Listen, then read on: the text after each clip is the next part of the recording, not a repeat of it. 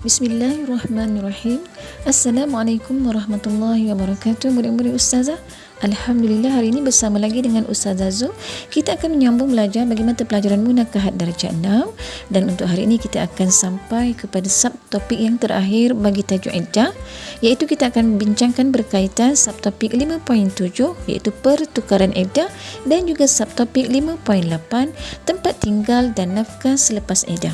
Dan untuk tajuk ini, kamu boleh merujuk kitab Munakahat masing-masing di halaman yang ke-37 hingga 39. Baiklah, jika semua sudah bersedia, dah baca doa, mari kita mula belajar bersama-sama. Kamu masih ingat lagi apakah yang dimaksudkan dengan iddah? Iddah ialah suatu tempoh masa yang perlu dilalui oleh seorang isteri untuk memastikan kekosongan rahimnya daripada mengandung, iaitu bagi isteri-isteri yang telah diceraikan oleh suaminya ataupun isteri-isteri yang kematian suami. Dan untuk sesi pembelajaran yang lalu, kita telah pun membincangkan berkaitan bahagian iddah, iaitu ada dua, iddah wafat dan juga iddah cerai hidup, dan juga jenis-jenis iddah. Ustazah Zul harap kamu semua masih boleh mengingati dengan baik. Jadi untuk hari ini, kita akan membincangkan pula berkaitan pertukaran iddah ataupun perubahan iddah daripada satu jenis iddah yang lain kepada satu jenis iddah yang lain. Pertukaran atau perubahan iddah daripada satu jenis iddah kepada yang lain berlaku apabila seseorang perempuan yang sedang menjalani tempoh masa iddah lalu datang iddah yang baru berpunca daripada satu-satu sebab. Dalam keadaan yang sedemikian, ia wajib menukar kepada iddah yang baru. Antara pertukaran iddah yang boleh berlaku adalah seperti berikut. Yang pertama, daripada iddah quru' kepada iddah bulan. Yang kedua, daripada iddah bulan kepada iddah quru'. Yang ketiga, iddah quru' kepada iddah hamil. Yang keempat, daripada iddah bulan kepada iddah hamil. Dan yang kelima, daripada iddah talak raj'i kepada iddah talak bain. Kamu semua masih boleh mengingat ya apakah yang dimaksudkan dengan setiap iddah tersebut? Baiklah, mari kita mengimbas sekali lalu. Iddah quru' adalah iddah bagi isteri-isteri yang masih ada darah haid.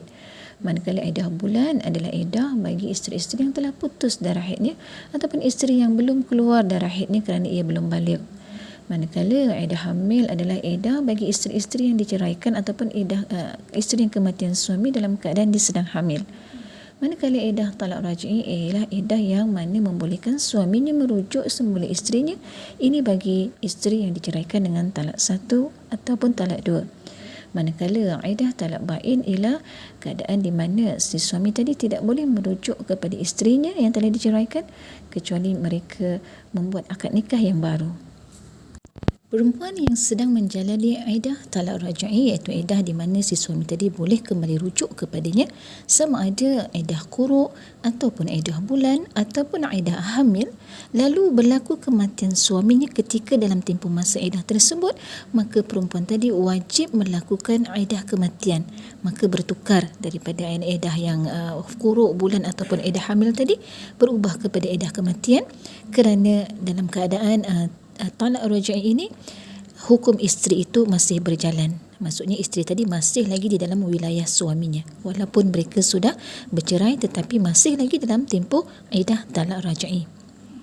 Manakala iddah talak bain tidak akan berubah walaupun berlaku kematian bekas suaminya kerana hubungan perkahwinan antara mereka telah putus, kecuali perceraian ketika suami sedang sakit tenat dan isteri sedang menjalani iddah bain, maka isteri perlu bertukar kepada iddah kematian kerana cerai bain dalam keadaan sakit diragui oleh syarak yang mungkin bertujuan untuk menghalang isteri daripada mendapat pusaka. Dengan bertukar iddah bain kepada iddah kematian, isteri akan mendapat pusaka. Jadi iddah hamil tidak akan berubah walaupun ada sebab-sebab yang menjadi faktor adanya iddah yang baru. Baiklah, sekarang mari kita sama-sama melihat jadual berkaitan ringkasan penerangan pertukaran iddah. Yang pertama ialah sekiranya seorang perempuan itu sedang berada dalam tempoh iddah quru', iaitu tempoh menunggu 3 kali suci daripada haid, tiba-tiba berlaku dalam tempoh waktu iddah itu kematian suaminya yang telah menceraikannya tadi, tetapi masih lagi dalam tempoh iddah, maka ketika itu bertukarlah daripada iddah quru' kepada iddah kematian. iaitu daripada tempoh menunggu 3 kali suci daripada haid bertukar kepada tempoh 4 bulan 10 hari bagi edah kematian. Yang kedua, jika perempuan sedang melalui tempoh edah kuruk, kemudian berlaku keadaan di mana putus haidnya dalam tempoh edah itu, maka berlakulah pertukaran edah daripada edah kuruk kepada edah bulan, iaitu perempuan tadi hanya perlu melalui tempoh masa edahnya selama 3 bulan mengikut bulan hijrah, kerana haidnya sudah putus ataupun sudah berhenti, tidak keluar lagi. Yang ketiga, iaitu perempuan yang sedang melalui tempoh masa edah bulan, tiba-tiba didapati haidnya datang semula, didatangi haid, maka ketika itu bertukarlah edahnya daripada edah bulan kepada edah kuruk. Keadaan seperti ini boleh berlaku murid-murid di mana seorang perempuan itu yang didapati setelah menopause ataupun telah putus kering darah haidnya, tiba-tiba atas faktor-faktor tertentu darah haidnya kembali keluar. Maka ketika itu, sekiranya dia berada dalam tempoh edah, maka dia perlu bertukar daripada edah bulan kepada edah kuruk.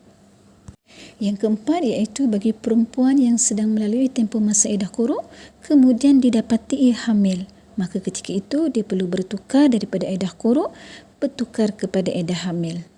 Edah hamil ni, ingat dia murid-murid tempoh masanya, iaitu sehingga ia melahirkan anaknya ataupun sekiranya ia keguguran, maka tamatlah tempoh edahnya. Dan yang kelima ialah jika seorang perempuan itu sedang melalui tempoh masa edah bulan, kemudian didapati ia hamil, maka ketika itu ia perlu bertukar daripada edah bulan kepada edah hamil. Jadi itulah dia murid-murid, kita lihat bagaimana keadaan boleh berlakunya pertukaran edah kerana berlaku sebab-sebab yang tertentu. Seterusnya kita lihat pula berkaitan urusan tempat tinggal dan nafkah selepas edah.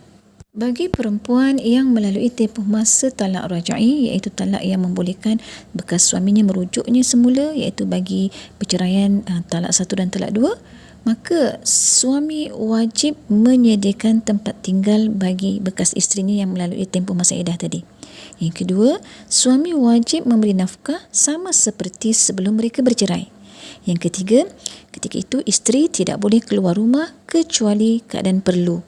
Dan yang keempat, isteri tidak boleh menerima pinangan daripada mana-mana lelaki lain dalam tempoh masa edah talak rajai.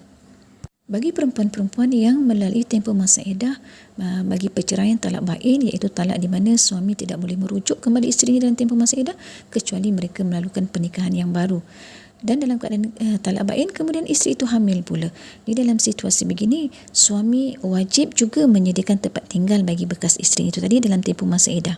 Kemudian yang kedua, suami wajib memberi nafkah sama seperti sebelum mereka bercerai. Dan yang ketiga, isteri tidak boleh keluar rumah kecuali jika perlu. Ini bagi isteri yang diceraikan dengan talak bain dan isteri tersebut dalam keadaan hamil. Dan situasi yang ketiga iaitu bagi isteri yang diceraikan dengan talak bain dan isteri tersebut tidak dalam keadaan hamil. Jadi bagi keadaan yang begini, dalam tempoh masa edah tadi, si suami wajib juga menyediakan tempat tinggal bagi bekas isterinya, tetapi si suami tidak wajib lagi memberi nafkah sebagaimana sebelum mereka bercerai. Ini bagi perempuan-perempuan yang ditalakkan dengan talak bain dan tidak dalam keadaan hamil. Dengan itu, selesailah murid-murid perbincangan kita berkaitan tajuk iddah. Mudah-mudahan semua boleh memahaminya dengan baik. Sekian dahulu. InsyaAllah kita akan berjumpa lagi pada sesi yang akan datang. Ma'assalamah wa ila liqa. Assalamualaikum warahmatullahi wabarakatuh.